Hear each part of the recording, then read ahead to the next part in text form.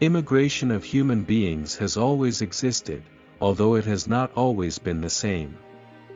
In the past, migration was only local. As transportation improved, with the modern era, it became intra-regional, and it remained that way mainly until a few decades ago. For example, intra-regional migration in South America has always been very intense, with a south-south migration system, which has gone through various phases over time. Being the search for better social and economic opportunities its main cause. Until the early 1980s, intra-regional migration dominated extra-regional migration. Starting in the 1990s, this situation changed and flows from South America began to head towards developed countries, mainly the United States and Europe.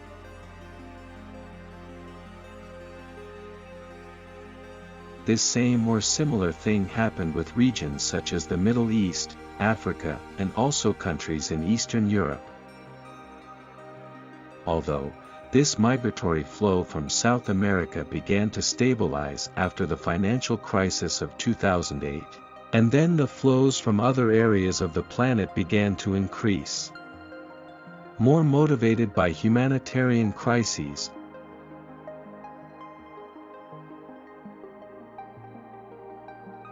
there are migration agreements between countries and regions.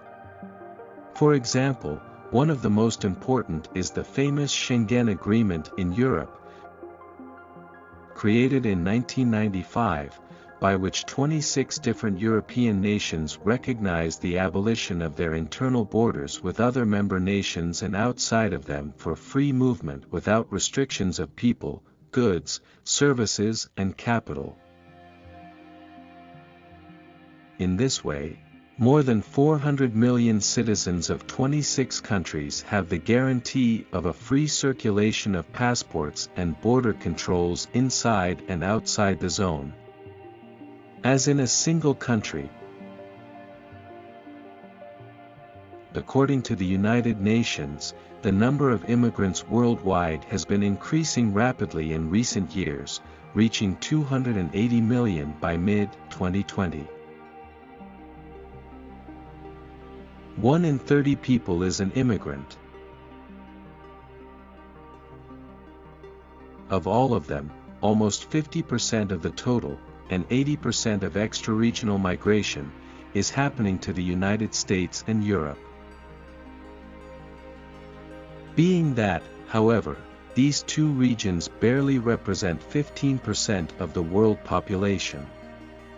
And they are, in turn, the areas with the fewest immigrants on the planet. On the other hand, these two regions are also the areas with the lowest birth rates in the world. This means that, despite the increase in immigration and little emigration, the populations in these regions are not growing especially fast. There are millions of people who emigrate by force, fleeing their countries of origin due to situations of war or serious social and political instability. There are also millions of people who emigrate without control, illegally crossing the borders of countries.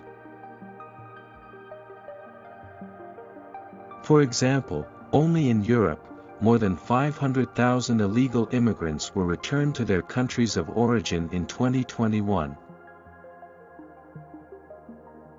But the truth is that the vast majority, more than 80%, do it legally, and with the main motivation of finding work and improving economic stability for their family.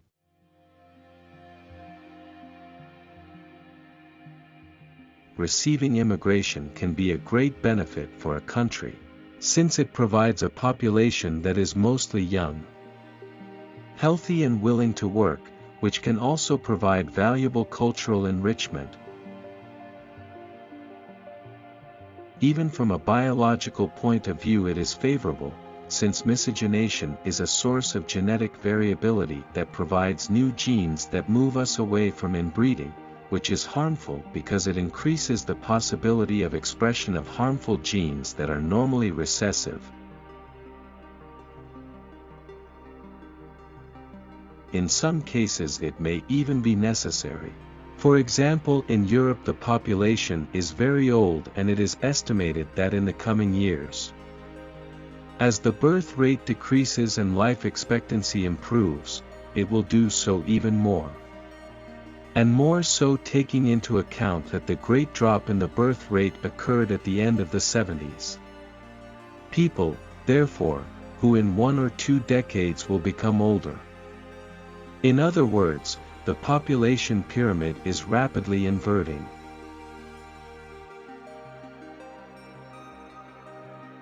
In many of these countries the pensions of the elderly are fully or partially covered by the state, and that is why the population pyramid should remain stable.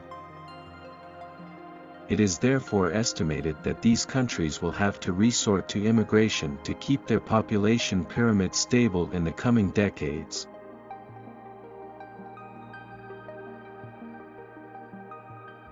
But immigration, even if it is legal and with good intentions, can also cause problems for a country. On the one hand, an excessive arrival of immigrants will increase the demand for work. And this will cause less salary competitiveness between companies, which will inevitably cause a reduction in the salary offered by these companies. On the other hand, these countries usually have extensive social coverage, derived from large public spending by the state, on many occasions more than 40% of the gross domestic product of the country. When the majority of immigrants arrive in a country, they do so with few or no good economic resources, and even if their intention is good, very often they end up forming part of the most disadvantaged groups in the country they have arrived at. This causes that country, proportionally, to dedicate more resources and social coverage to immigrants.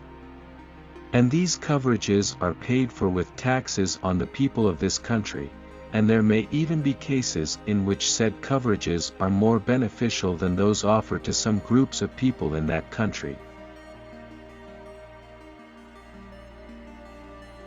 And finally, there is the cultural factor.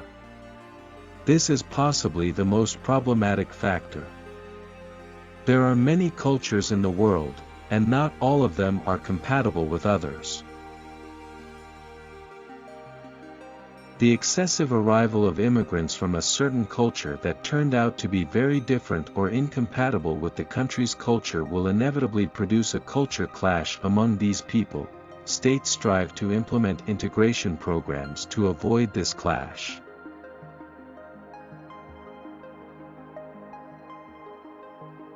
Programs paid for with taxes on citizens of the country. And the truth is that these programs do not usually have the expected results, and what happens more frequently is that, naturally, to avoid this culture shock, ghettos are created, and this ends up making the integration of these people practically impossible.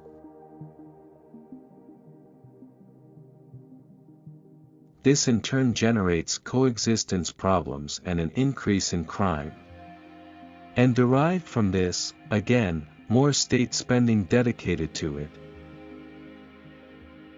If we move away from extreme nationalism, and approach liberal theory, which defends the freedom of the individual, it would mean recognizing political borders as an act of coercion by the state that makes freedom of movement of human beings difficult and even impossible.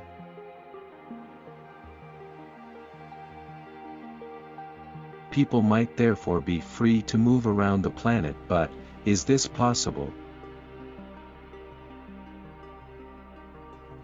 If we remove the state, the problem of social spending and coverage would possibly end, but these coverages would also end for the inhabitants of the country itself, and it is difficult to imagine that this would happen. About the excess of jobs demand. It seems that it would not be resolved at first, since it is a question of the market, supply-demand, although if we think of an idyllic world in which no country would really have borders, perhaps yes, the market by itself would end up regulating it. But again, it's hard to think that this happened.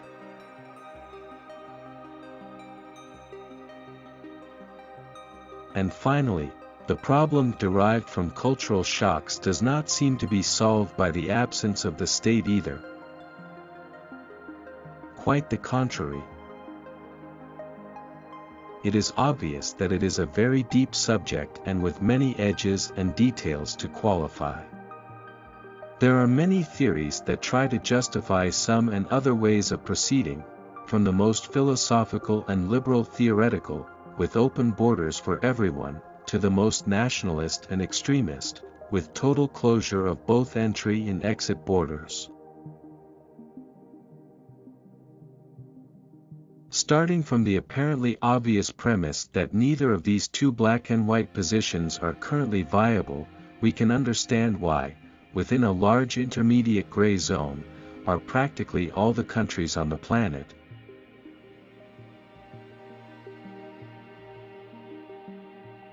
And it is in this great gray zone where the main dilemmas and questions arise. What factors do we give more preference to? Would it be ethical, and to what extent should a society put its own interests in terms of economy, work, security, coexistence to the freedom, movement of other human beings?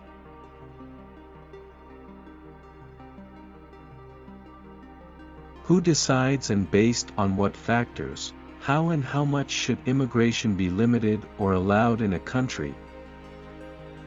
Would it be ethical to limit immigration based on cultural factors or geographic origin?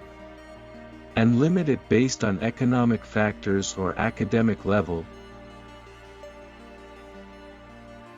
We can understand that people have the right to limit access to goods that we own, but is a country owned by someone? Is a country acquired as if it were property? That being the case, do we really have the right to forcibly restrict the entry of other human beings into that country?